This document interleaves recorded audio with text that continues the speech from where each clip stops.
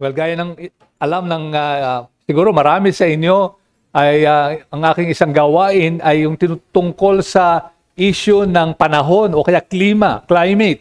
At alam ba ninyo kung ilang bagyo ang tumatama sa ating bansa every year? No, every year. Ilang bang bagyo ang tumatama? Well, gaya siguro ng alam din ng iba sa inyo, 20 typhoons on the average. No, isa na tayo siguro sa pinaka tinatamaan ng kalamidad, bagyo. At dito sa 20 na ito, 10 o mga kalahati ang tumatama sa lupa. Yung iba ay hanggang sa dagat lamang. Pero again, naaapektuhan tayo nito. At kaya nga yung paksa na isang ating tatanungin o ating didiscusin ngayon ay bakit ba may ganitong kalamidad? Bakit may mga disaster? Bakit may mga tinatamaan ng bagyo? At dahil dito ay nagkakaroon ng malaking pinsala at even ang kawalan o ang kamatayan. At ang ating pag-aaral ay hahanguin natin ngayon sa Romans, sa mga aklat ng Roma. At ang aklat na ito, gaya ng, again, familiar tayo lahat, sinulat ito ni Pablo sa mga taga-Roma, iglesia sa Roma.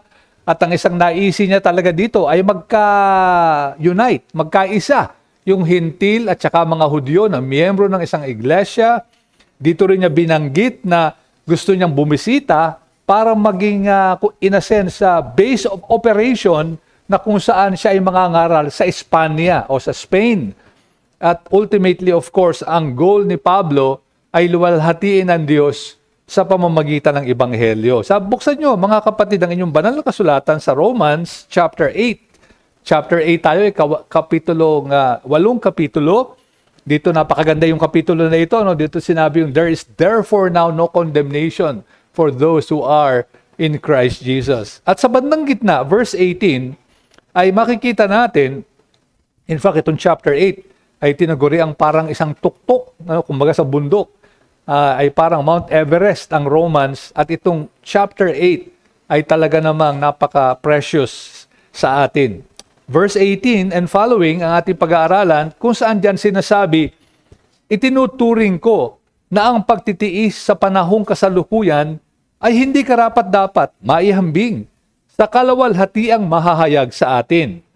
Sapagkat ang masidhing inaasam ng sangnilikha ay ang inaasahang pagpapahayag ng mga anak ng Diyos.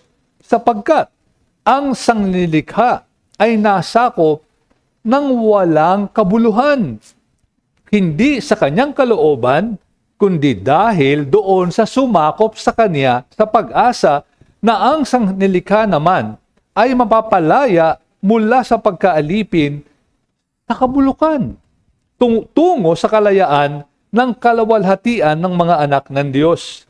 Sapagkat nalalaman natin na ang buong sangnilikha ay sama-samang dumaraing at naghihirap sa pagdaramdam hanggang ngayon. At hindi lamang sangnilikha, kundi pati naman tayo ay merong mga unang bunga ng Espiritu na tayo na may dumarating din sa ating mga sarili sa masidhing paghihintay ng pagkupkop ang pagtubos ng ating katawan. At tayo muna ay dumako sa Panginoon. Manalangin tayo, mga kapatid.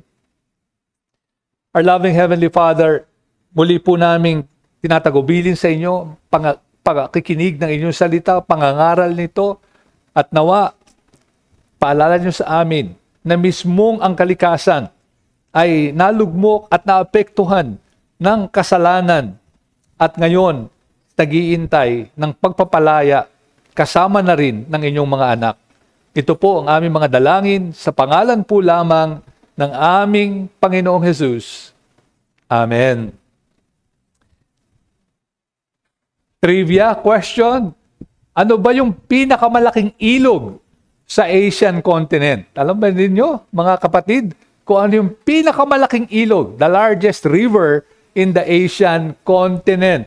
Na yung mga mahilig sa trivia, siguro alam niyo na ang sagot. Yung mga bata rito, minsan maganda yung tawa dahil gusto na nilang isigaw ang sagot. And of course, ayon sa isang development aid website, it is the Yangtze River in China. Alam niyo itong Yangtze River na ito, ay ito'y kumukuha ng tubig all the way from Tibet sa Himalayas. In fact, ang tawag diyan ay water towers, no, mga tore na puro tubig. Sapagkat yung mga yelo na natutunaw diyan, yan yung umaalon dito sa umaagos dito sa mga rivers na ito. Kasama na nga itong pinakamalaki sa lahat, Yangtze River. Now, subalit alam ba nyo, noong 1931 ay matindi yung pag-ulan. No, ilang buwan na umuulan, July, August noon, at dahil sa matinding pag-ulan, nasamahan pa nung pagkatunaw ng yelo, dito na nga sa water tower sa Himalayas, Tibet area, nagkasama ito at nagresulta sa napakatinding baha dito sa entire Yangtze River. At ayon sa account, more than 2 million people died. 2 million. Imagine nyo, no, sa isang matinding pagbaha. Kasi tayo nakakaranas din ng baha. Almost every rainy season sa ating bansa. Pero ito, 2 million people died. Considered as the most lethal flood in the history of the world. Pinakamatinding pagbaha in terms of human loss. At pag ganitong may mga disasters, may mga pagbaha, nababasa natin, naririnig natin, mga kalamidad na ito, pag minsan nagtataka tayo, bakit ganito ang mundo? No, ang mundo ba ay parang isang may galit, ang mundo ba ay parang walang control, na parang basta na lang nagkakaroon ng ganitong mga kalamidad. At gaya ng alam natin bilang mga mananampalataya, ay may paliwanag tayo dito. No, sa ating worldview o sa ating pananaw bilang mga mananampalataya, at sa Biblia malinaw kung ano ang nangyari sa kalikasan. At dito nga ay pinersonify. Parang ginawa ni Pablong parang tao, no, yung kalikasan, no, na parang nananaghoy, no, parang nabilanggo, nabihag, at hindi naman kakaiba yan. Kasi kahit na sa ating common language, in fact, we call Earth, Mother Earth, no? Parang pinopersonify din natin na para bagang isang tao. At dito may 3 statement na ibinigay si Pablo tungkol sa kalikasan. No, merong nakalipas, merong kasalukuyan, may hinaharap, past, present, and future. At ang ating pag-aaralang mensahe ngayon ay ito, that we must realize that while the natural world is in a sense suffering because of the fall of humanity, it will be restored in the last day. Bagamat para naghihirap ang mundo ngayon, dahil na rin sa kasalanan, ito ay ibabalik ng Panginoon. Yung kanyang kaluwalhatian, yung kanyang sabihin nating kagandahan ay ibabalik sa huling araw. So 2 bagay ang titingnan natin. Una sa lahat, in trying to unpack this message, tingnan natin yung kasalukuyan. Yung nakalipas at kasalukuyan, kung saan ang kalikasan ay parang nabihag, nature in bondage at present. Sa verse 20, tingnan muna natin yung verse 20 ng ating talata, chapter 8. Or, sabi ni Pablo, so tumitingin ito, ito yung dahilan pala, na kung bakit merong taghoy ang kalikasan, for the creation was subjected to futility. No, futility ang ginamit sa salita. Or kawalang kabuluhan. Not willingly, but because of Him, that is God, who subjected it. No, so nagkaroon ng futility. Dahil sa paghuhusga ng Panginoon, dahil sa pagkahulog ng tao, sinamarize yung state of the world, natural world right now, by this one word, futility. Futility, alam niyo yung salita na yan, ay pwedeng i-translate na, in fact, ito ang ginamit sa Septuagint to translate yung word na vanity sa Ecclesiastes. Di ba sa Ecclesiastes, vanity of vanities, all is vanity. Yan, nag-series ng ating kapatid dyan, recently lang. Now, that exact word, yun ang ginamit dito na Grego na salita na ginamit nga sa Greek Old Testament sa Ecclesiastes. So, ang ibig sabihin, emptiness, futility, kaya sabi rito, futility, purposelessness, even transitoriness. No? Panandalian, walang kabuluhan, at yan nga, translation sa Tagalog, bakit ito nangyari? Kasi in Genesis 3, nung mahulog ang tao sa kasalanan, nasumpa din ang kalikasan kasama natin, nadamay. Dahil sa Genesis 3:17, and to Adam, God said, God said, because you have listened to the voice of your wife and have eaten of the tree of which I commanded you, you shall not, or eat of it, cursed is the ground. Ito ang sabi ng Panginoon, ano? Ito yung subjected, because of him who subjected it. God said, cursed is the ground because of you.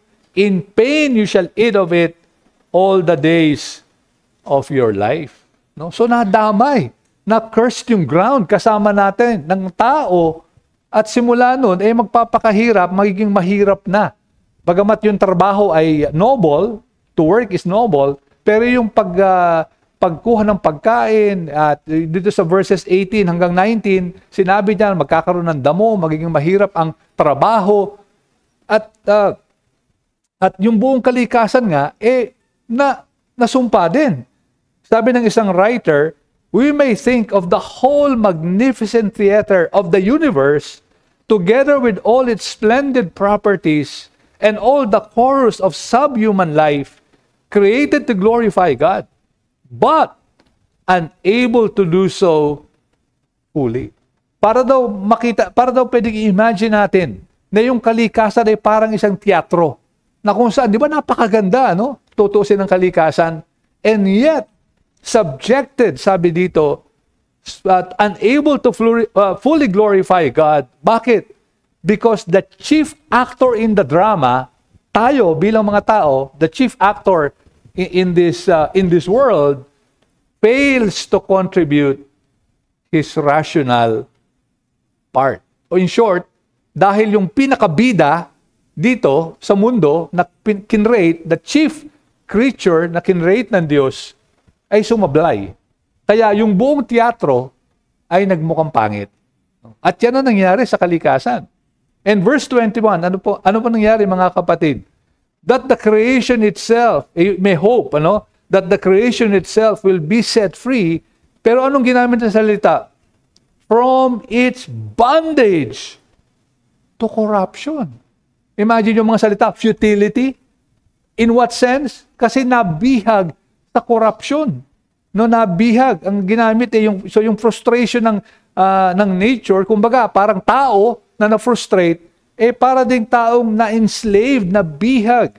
Hindi magawa yung dapat sanang gagawin niya, which is to glorify God. Binihag ang kalikasan. At dahil dito, binihag saan? Sa corruption. No, di ba ngayon, usong-uso yung talk of corruption? Yung corruption, yung isang magandang bagay na corrupt, no? Kumbaga, na pervert, no? Na pumangit yung isang dating maganda. Parang ito ang nangyari sa kalikasan. Napakaganda ng kalikasan. Sana'y ang dami nitong pwedeng iambag para purihin ang Diyos. Pero ang nangyari ngayon ay nabihag ito at nabubulok. Sabi nga ng iba, parang kasama siguro sa pagkabulok na yan, yung pain, yung suffering. Kaya nga, doon sa verse 22, ano naman ang ginamit na salita? So, futility, bondage, corruption, verse 22, for we know that the whole creation, ito'y napakabigat, parang tao talaga. Ano nangyari? Groaning together. That's one word in Greek, groaning together. Isang salita lamang ito. Parang magkakasamang naghoy. Imagine natin, na parang mga tao. Can you imagine, di ba, may mga cartoons na merong halaman, nagsasalita, kausap yung ibon, yung mga Walt Disney, mga cartoons, ito, isipin nyo, yung halaman, yung hayop, yung mga bato, yung lupa, na nag-iiyakan at nananaghoy. Now, of course, di natin marinig yan, no? Dahil hindi naman paligid natin, maraming halaman, maraming kalikasan nakapalibot sa atin. Pero parang ganito ang sabi ni Pablo, but hindi pa nanaghoy na walang patutunguhan, kundi alam nyo anong pananaghoy na ito? Parang yung dalawa nating kapatid na babae, si Kai at saka si Kim, na dumaan ng pananaghoy, yung groaning na ito, pero di ba alam nila merong magandang mangyayari? Merong sanggol na lalabas. So ito yung pananaghoy na ginagawa dito ng kalikasan. Isang pagsigaw, isang lament, pero merong patutunguhan. Alam na may darating.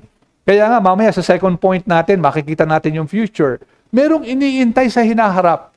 Merong magandang mangyayari. But for now, isummarize natin, ano ang nangyari sa kalikasan? Kung parang tao ito, ay itong kalikasan, ito na nga mga ginamit na salita, wala ng kabuluhan, nabihag sa korupsyon, at ngayon ay nananaghoy. Ito yung kinabagsakan dahil sa kasalanan ng tao.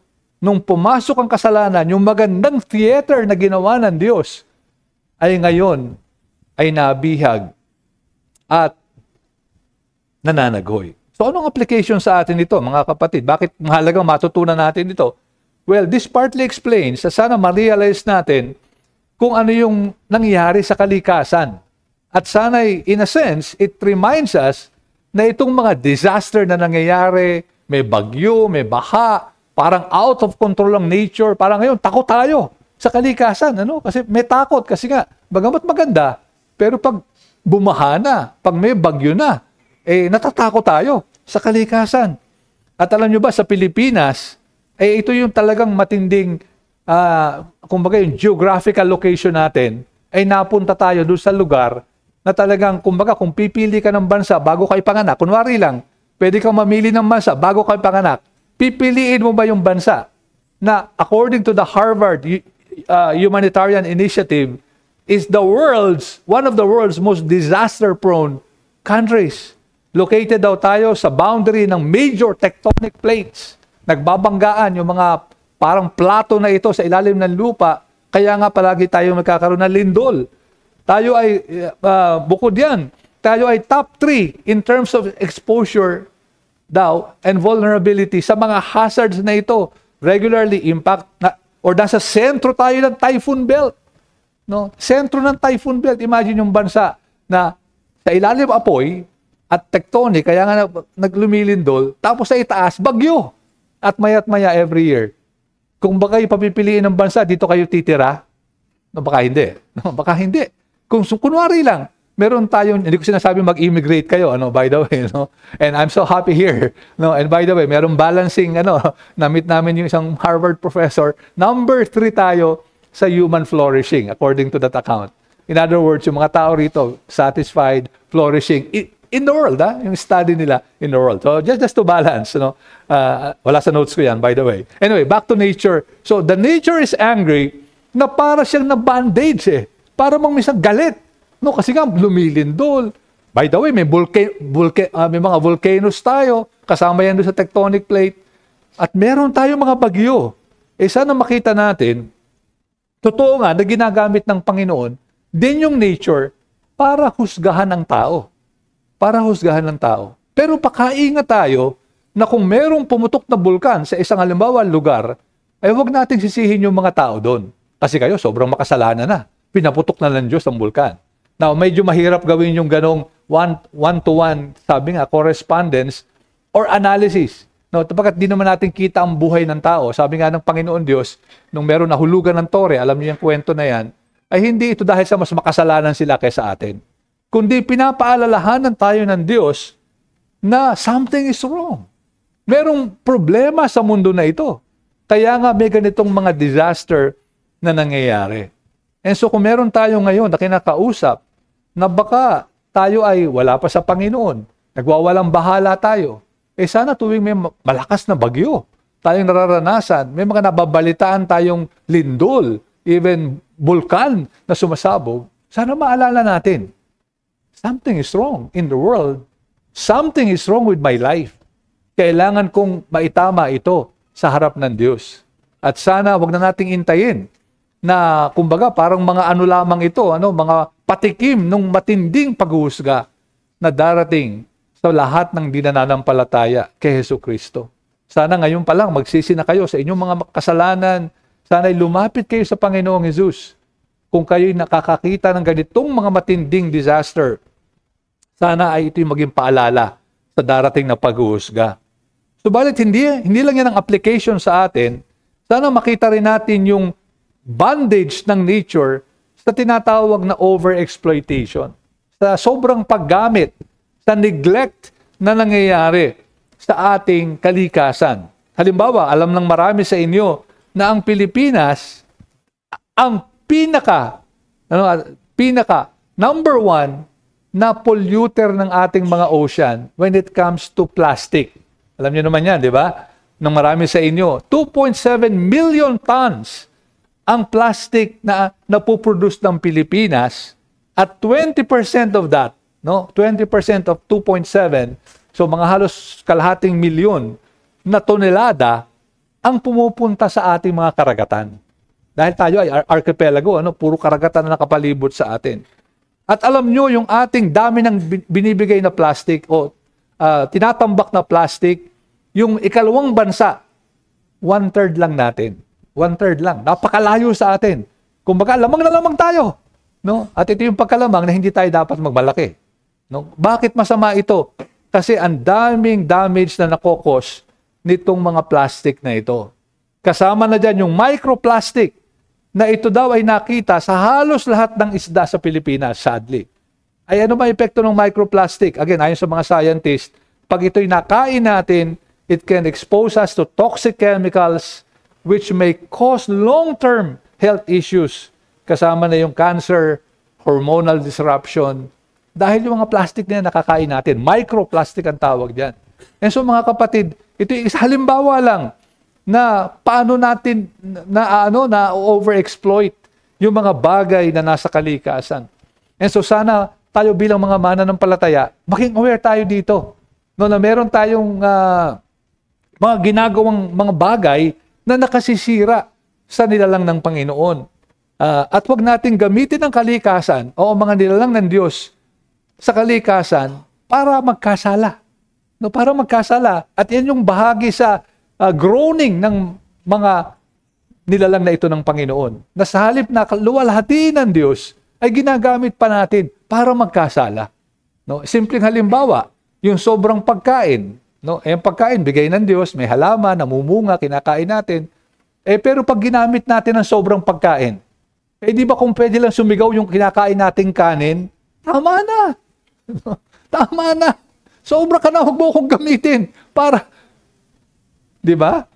Para to make your belly your God. Almost literally, pag sinasamba natin or minamahalaga natin ito. And so, have we ever imagined na ganun yung nangyayari? No, pag ginagamit ang isang bagay sa pagkakasala, kung pwede lang magsalita yung bagay na yon, ay sisigawan tayo. Huwag mo akong gamitin. Huwag mo akong isali dito. Kasi ako'y nilalang ng Diyos para siya ay luwalhatiin. And so, ano ba talaga yung tungkulin natin? Well, sa Genesis chapter 1 verse 28, ano ba yung tungkulin ng tao? Bahagi ng creation mandate, at maraming creation mandate, kasama ng pag-aasawa, pagtatrabaho, pero maraming nakakalimot na kasama dyan is pangalagaan ng kalikasan. Genesis 1:28, and God blessed them, the man and the woman, and God said to them, to Adam and Eve, be fruitful and multiply. Ito yung cultural mandate. And fill the earth and subdue it, and have dominion over the fish of the sea, over the birds of the heavens, and over every living thing that moves on the earth. Ginawa tayong, tawag natin, vice-regent or viceroy, no, kapalit ng hari. Habang wala yung hari, habang wala yung Diyos, in a sense, pinagkatiwala sa atin ang kalikasan. Kaya meron tayong dominion. At ano ba itong dominion na ito? In Genesis 2 verse 15. So inulit pa sa susunod na kapitulo at pinaliwanag, the Lord God took the man, put him in the Garden of Eden. Why? To work it and keep it. Hindi para lapastanganin.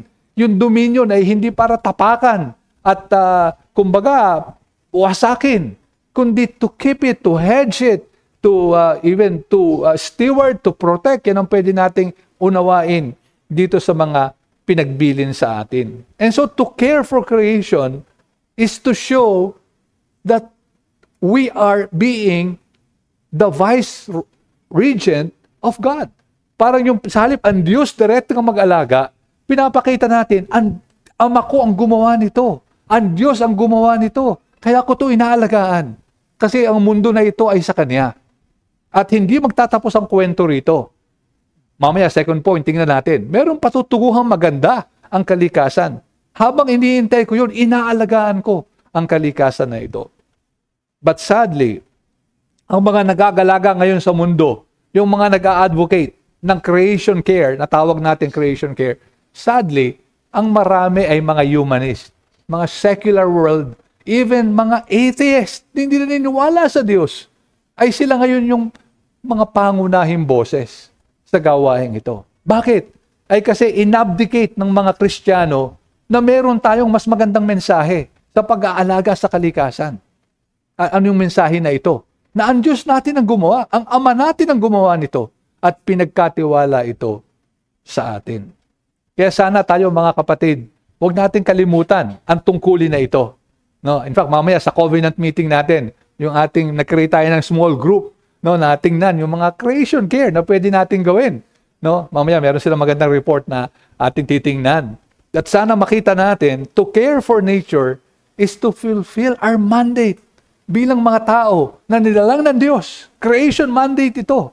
The fact na ikaw ay tao, meron kang obligasyon. Alagaan ang kalikasan na ipinagkatiwala sa atin ng Diyos. Grabe, ano? So hindi lang pala pinagkatiwala yung bahay natin o yung ano, but the world itself. Sinong mag-aalaga nito? Tayo, mga kapatid. But then, finally and lastly, the nature or ang kalikasan ay papalayain. Kasi kanina, bihag. Yan yung past and present na bihag. Future is very bright. Verse 19, for the creation waits. Ang galing, ano? Nag-iintay. No, parang tao. May iniintay din pala. Ano yun? O paano nag-iintay? Yung ginamit naman salita, with eager longing. Eager longing. Pinagsama dalawang salita.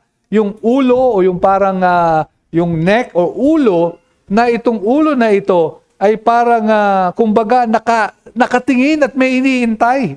No, alam niyo yung parang gutom na kayo. Umorder kayo siguro ng food delivery. No, maya-maya, minarinig na kayo motorsiklo, ayan na. No, hawak mo na yung tiyan mo, gutom ka. Di ba, tingin-tingin ka na, ito na ba yung in-order ko, ano? Parang ganun. No, parang ganun daw yung longing na ito. Isang desire, isang matindi, sabi nga sa Tagalog, masidhi. No, masidhi na pag-iintay. At ano yung iniintay?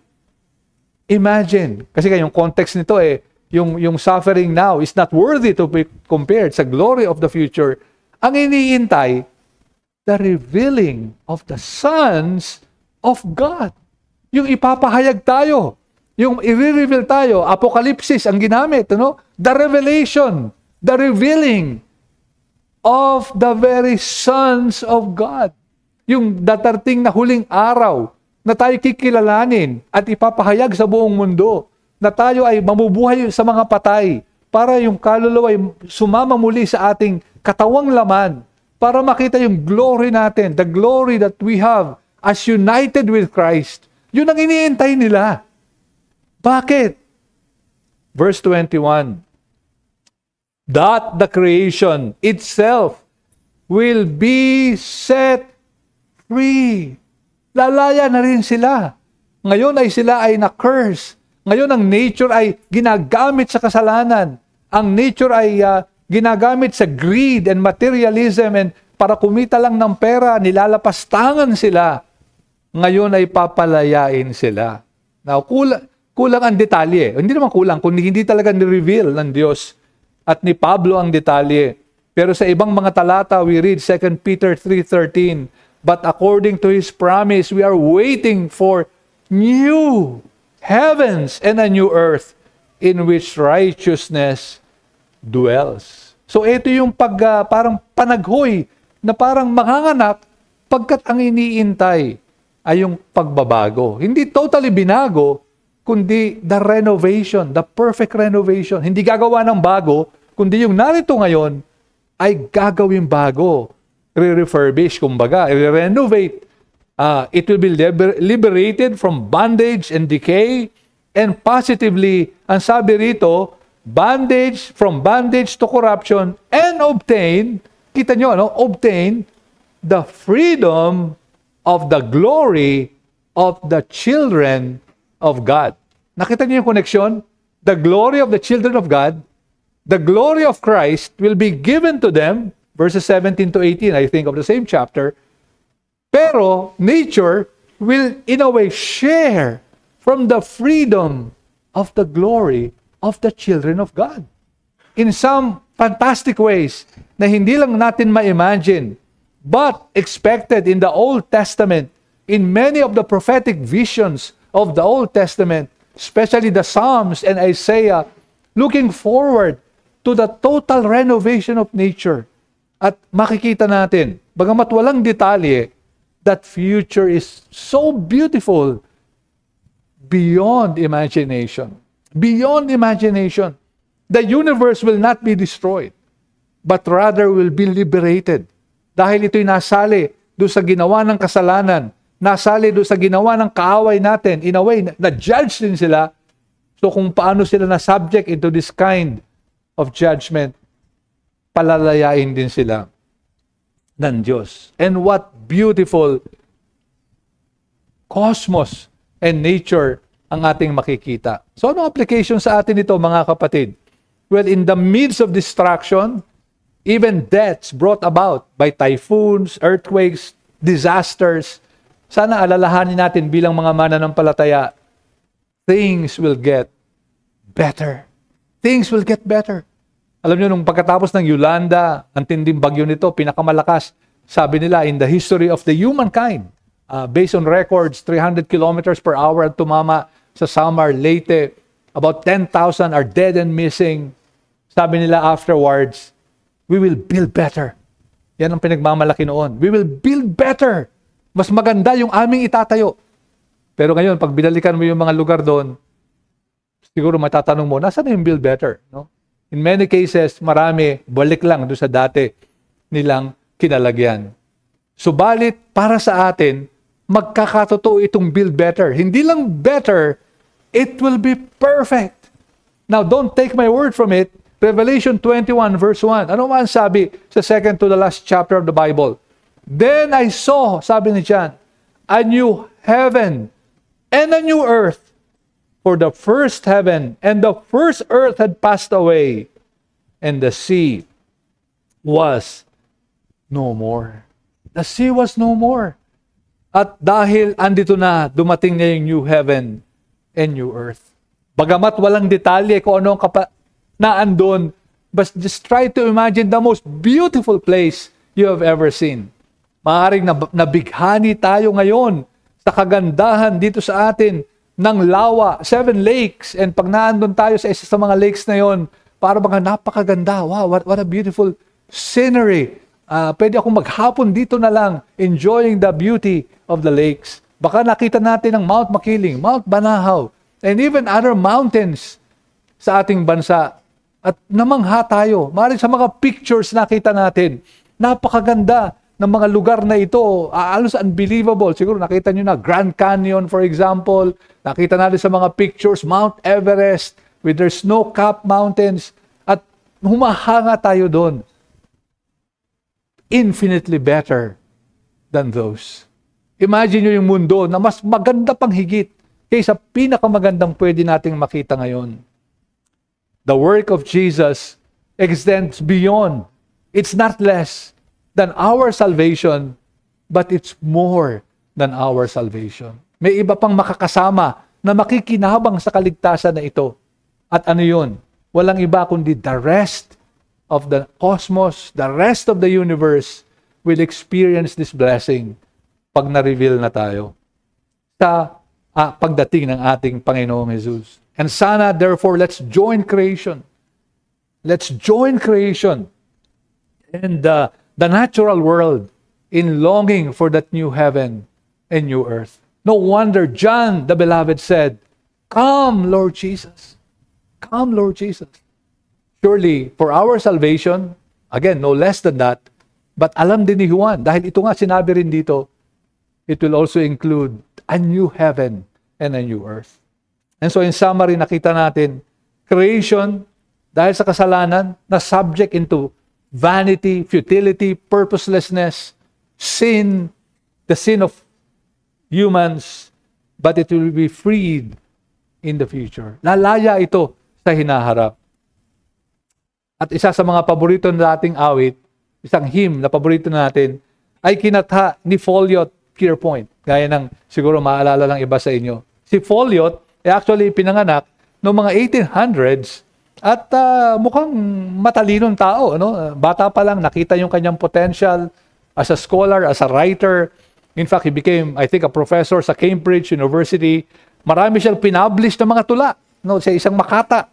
No, marami siyang koleksyon ng mga tula, kagaya ng The Chalice of Nature and other poems, yung mga tula niya kinumbile.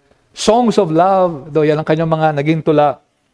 However, he was so famous, he became famous for one hymn. Isa lamang, nalimutan na lahat yung kanyang kinata. Hindi na natin alam yung mga tula niyang ginawa.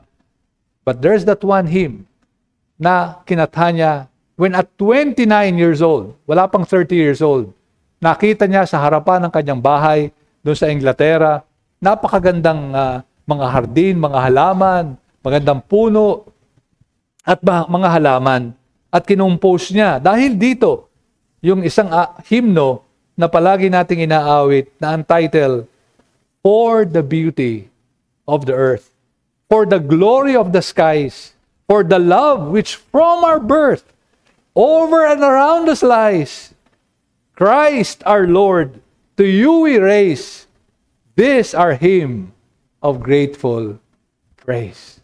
A hymn of grateful praise to Christ dahil sa nakita niya for the beauty of the earth. Kung namangha si Folliot sa mundo na ito, in the same way na namamangha tayo, at dahil dito we cry to our Christ, praise Him for this world na kanyang ginawa.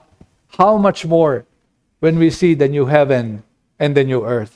Sana mga kapatid, while living in this world, gawin natin ang magagawa natin to be the stewards of this earth, while at the same time longing for that day. Come, Lord Jesus. Come, Lord Jesus. Tayo manalangin. O Panginoon naming Diyos, tunay nga salamat sa kalikasan na inyong ginawa sa mundong ito, sa buwan, sa araw, sa aming solar system, sa galaxy, even the entire universe, na halos hindi namin maarok ang kagandahan nito. Nawa, Panginoon, sa gitna ng mga disasters, sa gitna ng mga exploitation, sa mga paglapastangan sa kalikasan, tulungan niyo kami na mamuhay na counterculturally, kaiba sa aming kultura, ipakita na kami nga ang inyong tinalaga ng mga stewards ng inyong kalikasan para sa inyong kaluwalhatian. And may we long for that day na kasama namin, maluluwalhati rin sila at ibabalik sa higit pa na kaluwalhatian, gaya rin po ng inyong mga anak. Pagpalain nyo salitang ito sa aming mga puso sa oras na ito, sa pangalan po lamang ng aming Panginoong Jesus. Amen.